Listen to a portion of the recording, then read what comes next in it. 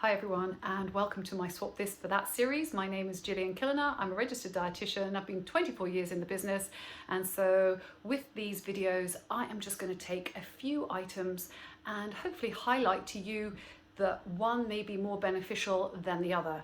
It doesn't mean to say that you have to make the swap, and certainly you can enjoy both, but I'm just looking at it from a nutritional perspective and optimizing your diet for your health. So what are the two foods that I'm going to look at today? Well, it's going to be swapping milk chocolate for dark chocolate. What is chocolate? Chocolate comes from a cocoa bean. They have been around since the year 2000 BC, originate from South America. And what happens to that bean is that it's roasted, dried and roasted, and then from that you get the cocoa butters and the cocoa solids. And that's where we get our chocolate from. The variety of chocolates are enormous, all on our shelves in our supermarkets, but the main ones that we know and are familiar with would be the things like milk chocolate, dark chocolate and white chocolate. Looking at milk chocolate first, the nutritional profile of milk chocolate is based on how much cocoa solids there would be. And we know in America that you guys have 10% of cocoa solids in your chocolate per 100 grams. In the UK, we have 25% cocoa solids per 100 grams. In Europe, that can vary and it can be less or more than that. So what does that actually mean? Well, if you've got 10% cocoa solids, then the rest of the ingredients we need to look at a little bit more detail. So looking at milk chocolate and its nutritional profile in 25% cocoa solids per 100 gram bar, we know there's about 540 calories, there's about 31 grams of fat, there's 58 grams of carbohydrates, 55 grams of that being sugar, then we have about 6 grams of protein, 0.6 grams of fiber and 0.2 grams of salt. How does that compare to dark chocolate? Well, dark chocolate has a little bit more in the way of energy, and that's about 580 calories. So another 30-40 calories per 100 grams. And this is in an 85% bar of dark chocolate. We know that there's a little bit more of the fats, as I say, so there's about 40 grams of fat from the cocoa butter. There is, however, much less carbohydrate.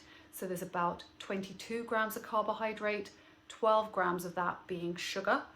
And then we have a higher profile of fiber. So there is 6 grams of fiber and 11 grams of protein with only 0.13 grams of salt.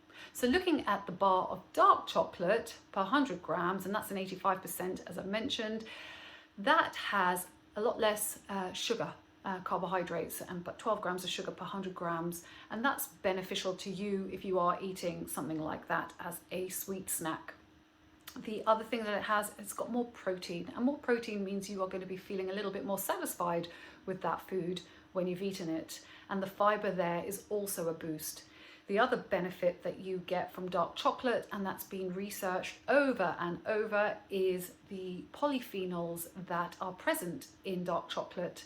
And these are known as flavonols. And one of them is called a catechin, and that is going to allow you to have a beneficial effect on your body. So the studies that I've looked at typically take anywhere between 20 to 40 grams of dark chocolate, and that's what the participant will eat every day. The results and the outcomes have been very interesting, and there's been a few that I wanted to highlight. So we know that the study that has looked into older people with diabetes, that dark chocolate has assisted in regulating their blood pressure. We also know that the studies have shown that there is a benefit to brain health and it's improved cognition. So that's a win if you are eating small amounts regularly. And then for someone who's an athlete, the benefits of the flavonoids will stimulate nitric oxide, which allows oxygenation around the body. And the final bit that I think is really useful to know about dark chocolate is that it has the amino acid tryptophan, which is the precursor to serotonin, which is our good mood hormone.